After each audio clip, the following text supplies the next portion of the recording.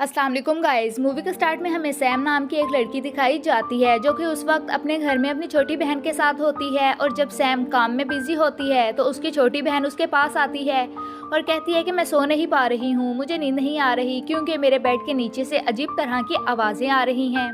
तब ये सुनकर सैम उसके रूम में जाकर उसके बेड के नीचे से चेक करती है, लेकिन वहाँ पर कुछ भी नहीं होता। सैम उसे कहती है कि देखो कुछ भी नहीं है तुम्हारे बेड के नीचे, तो इसलिए तुम आराम से सो जाओ। उसे सुलाने के बाद वो खुद भी सोने के लिए चले जाती है। रात को सैम जब सो रही होती है तो उनके डोर पर कोई नॉक करता है, जिससे सैम की आंख खुल जाती है। वो जब दरवाज़ा खोलती है तो वहाँ पर एक औरत होती है जो उससे हेल्प मांग रही थी। वो औरत कहती है कि मेरी गाड़ी ख़राब हो गई है और मेरा फ़ोन भी डेड हो गया है, तो क्या मैं आपके फ़ोन से एक कॉल कर सकती हूँ। तब सैम फौरी उसे वहाँ से जाने के लिए कहती है क्योंकि उसे वहाँ पर कुछ भी ठीक नहीं लग रहा था, गड़बड़ लग रही थी। तभी सैम की छोटी बहन भी बाहर आ जाती है जो बताती है कि मैंने अभी अभी किसी की आवाज़ सुनी है। तभी सैम देखती है कि एक आदमी उनके घर में बैठा हुआ है। तब ये देखकर वो डर जाती है और वो अपनी बहन को लेकर एक रूम में छुप जाती है। असल में वो औरत और ये आदमी कपल थे और दोनों किलर कपल थे, यानी लोगों को किडनैप करके या फिर कैप्चर करके उन्हें मार देते थे। और यहाँ पर भी वो इन दोनों सिस्टर्स को किडनैप करने ही आए थे। इनमें जो औरत होती है उसका नाम डेनिस था। डेनिस का हस्बैंड उनके रूम में घुसकर उनको ढूंढने लगता है। वो दोनों बहनें तो बेड के नीचे छुपी हुई थी, लेकिन तभी डेनिस का हस्बैंड उन्हें देख लेता है और उन्हें किडनैप करके अपने साथ ले जाता है। जब सैम को होश आता है तो वो खुद को एक गाड़ी की डिक्की में पाती है क्योंकि वो किलर कपल उन्हें किडनैप करके कहीं पे लेके जा रहे थे। सैम को वहाँ पर एक रॉड मिलता है जिसकी मदद से वो खुद को आज़ाद करती है। फिर वो उस रॉड को उस गाड़ी के टायर पर मारती है जिससे टायर फट जाता है और गाड़ी रुक जाती है।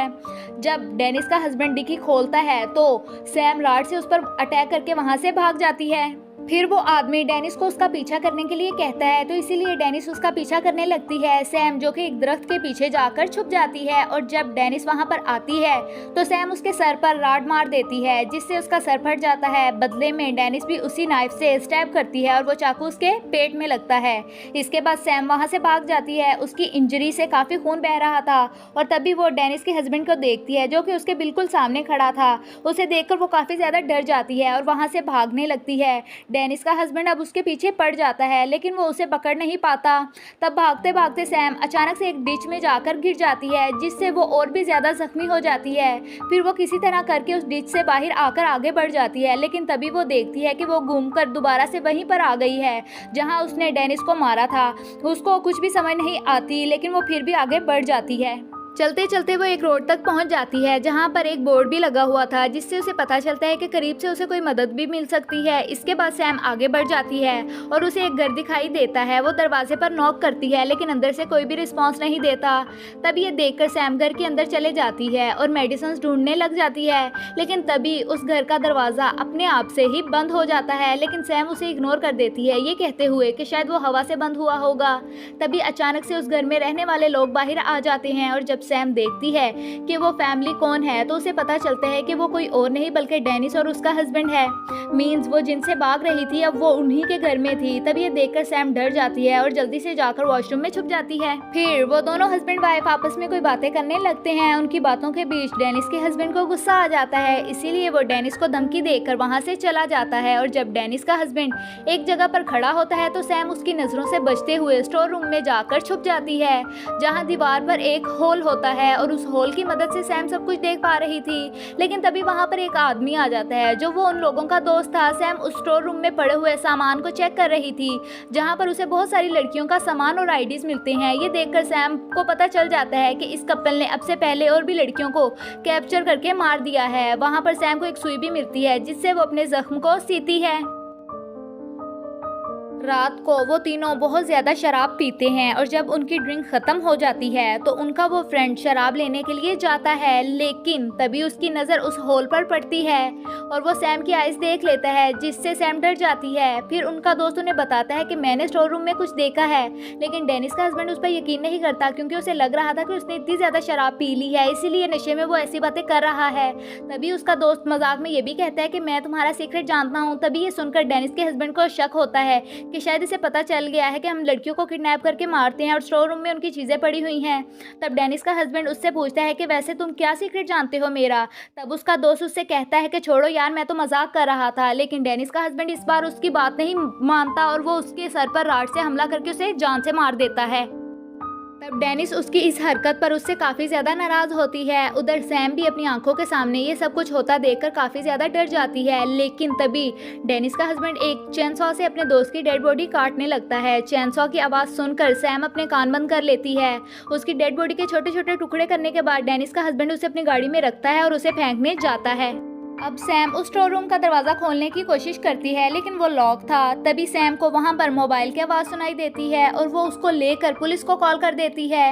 लेकिन मुसीबत की बात ये होती है कि उसे वहाँ का एड्रेस भी पता नहीं होता।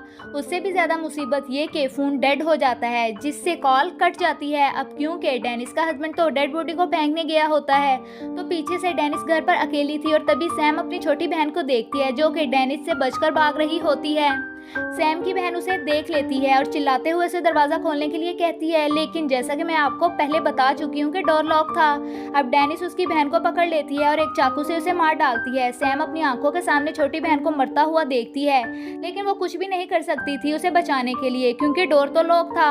अब सैम पूरी तरह से हार चुकी थी और वहीं पर ही बेहोश हो जाती है। और तभी अचानक से एक डिमोनिक पावर उस घर में आ जाती है, जो डेनिस को डराने की कोशिश करती है। डेनिस को वहाँ पर कुछ भी अच्छा नहीं लगता और वो वहाँ से बाहर जाने की कोशिश करती है, लेकिन तभी वो डिमोनिक पावर उसे पोजेस कर लेती है। जब डेनिस का हस्बैंड घर आता है तो वो देखता है कि उसकी वाइफ एक जगह पर खड़ी हुई है। तब ये देखकर वो डेनिस से पूछता है कि क्या कर रही हो तुम, ठीक तो हो ना तुम। जब डेनिस टर्न करती है तो वो देखता है कि उसकी आंखें पूरी तरह से रेड हैं, जैसे खून उतरा हो, और साथ साथ वो हल्की सी स्माइल भी पास कर रही थी। लेकिन तभी वो एक चाकू से अपना गला काट लेती है और मर जाती है। तब ये देखकर डेनिस के हस्बैंड के होश उड़ जाते हैं। फिर डेनिस के हस्बैंड को स्टोर रूम से कोई डिमोनिक आवाज़ सुनाई देती है, इसीलिए वो चेक करने के लिए वहाँ पर जाता है। और जैसे ही वो दरवाज़ा खोलने वाला होता है तो वो डिमोनिक पावर चिल्लाने लगती है, जिसकी वजह से वो डर जाता है। इसके बाद वो एक एक्स से दरवाज़ा तोड़ने की कोशिश करता है, लेकिन जब वो ऐसा करने जाता है तो वो डिमोनिक पावर उसे उठाकर नीचे गिरा देती है, जिससे उसे चोट लग जाती है। और जब वो उठता है तो उसके सामने बहुत सारी सोल्स होती हैं, और ये इन्हीं लड़कियों की सोल्स थी जिन्हें पहले वो मार चुका था। अब ये सारी सोल्स उससे बदला लेंगी जो कुछ उसने उनके साथ किया था। उधर सैम की जब आंख खुलती है तो उसे भी एक सोल दिखाई देती है। फिर वो सोल उसका दरवाज़ा खोल देती है और सैम बाहर आ जाती है। और तभी वो वहाँ पर अपनी छोटी बहन की डेड बॉडी देखती है, जिसे बहुत ही बुरे तरीके से मारा होता है।